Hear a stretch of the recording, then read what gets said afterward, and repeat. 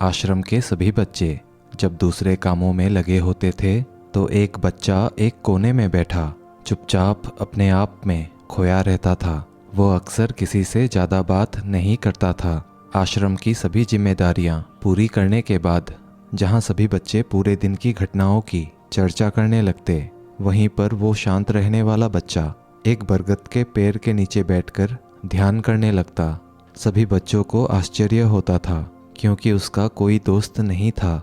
वो अक्सर आश्रम में अकेला ही घूमता रहता था। ये देखकर उसके गुरु को बड़ी प्रसन्नता होती थी। उसे लगता था कि कोई तो है आश्रम में जो मौन यानी चुप रहने की ताकत को समझता है, उसके महत्व को समझता है।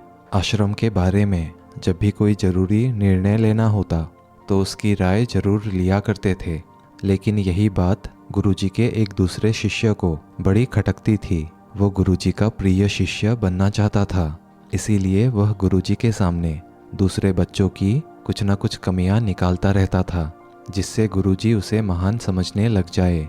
अक्सर वो अपनी पूरी जिम्मेदारियां बखूबी से निभाने का भी दिखावा करता, चाहे उससे कोई सलाह ना भी मांगे, लेकिन फिर भी उन्हें वह अपनी सलाह देता रहता। वो बहुत बाचाल शिष्य था और आश्रम के दूसरे शिष्यों में बहुत प्रसिद्ध भी था, क्योंकि वो सबसे हंसी मजाक करते रहता था, उनसे दिन भर बातें करते रहता था, इसीलिए उसकी सबसे दोस्ती हो गई थी।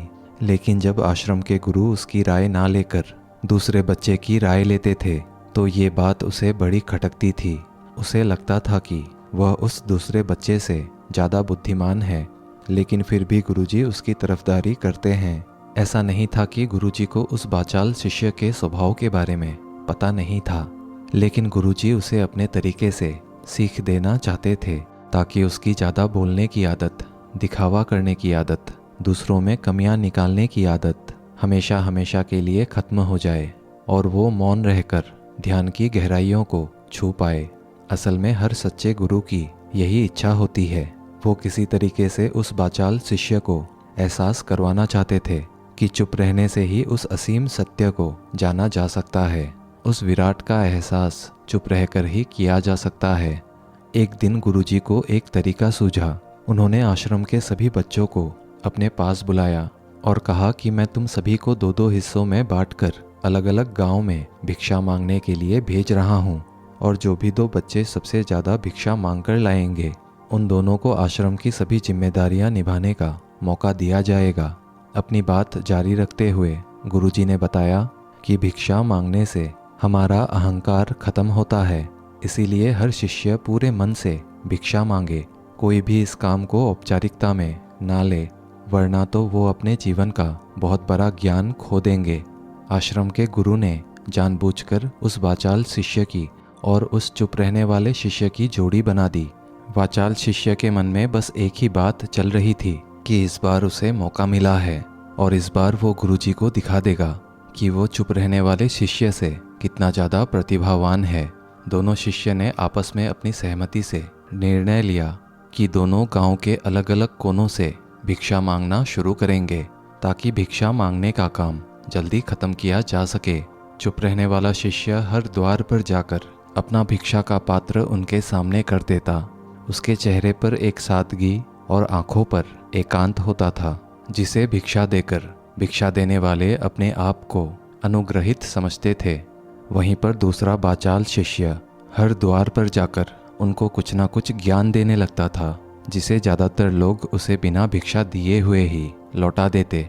पूरे गांव में भिक्षा मांगकर जब दोनों गांव के बीच में मिले तो वाचाल शिष्य ने देखा कि चुप रहने वाले शिष्य के पास उससे दुगनी भिक्षा थी।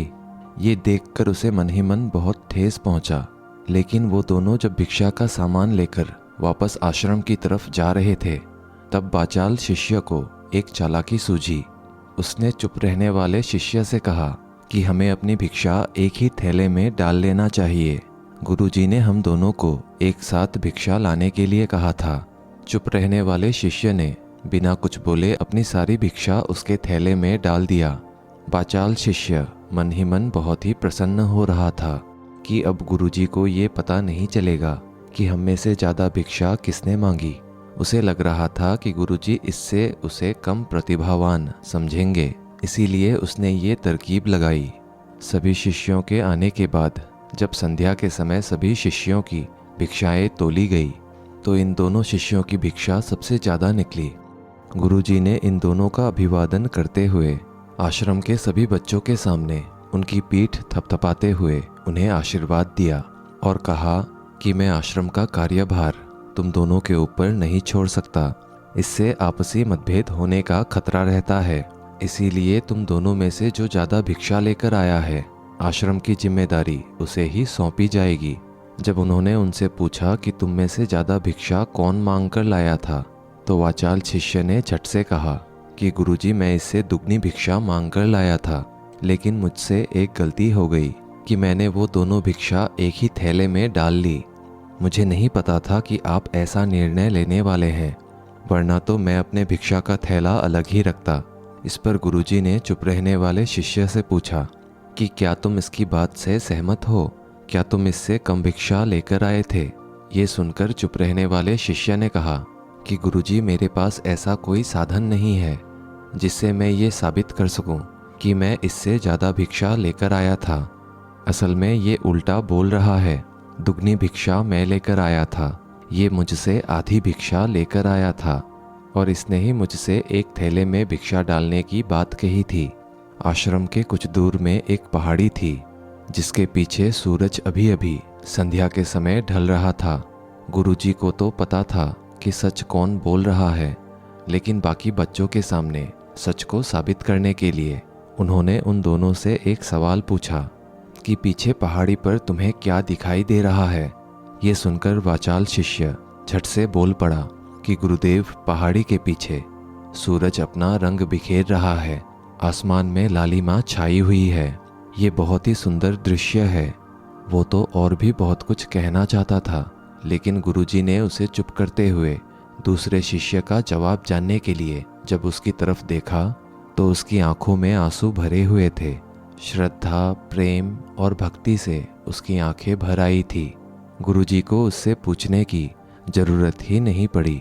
गुरुजी ने सभी बच्चों को संबोधित करते हुए कहा कि मैंने सवाल किया था कि पहाड़ी के पीछे तुम्हें क्या दिखाई दे रहा है। ज़्यादातर लोगों को यही दिखाई देगा कि ये एक बहुत ही सुंदर दृश्य है, लेकिन मज़े की बात यह है कि सुंदरता बोलकर नहीं बताई जा सकती, उसे महसूस किया जा सकता है और सामने वाला उस सुंदरता को आपकी आंखों में देख पाता है। चुप रहने वाले शिष्य की तरफ इशारा करते हुए गुरुजी ने कहा कि असल में सुंदरता इसी बच्चे ने देखी है।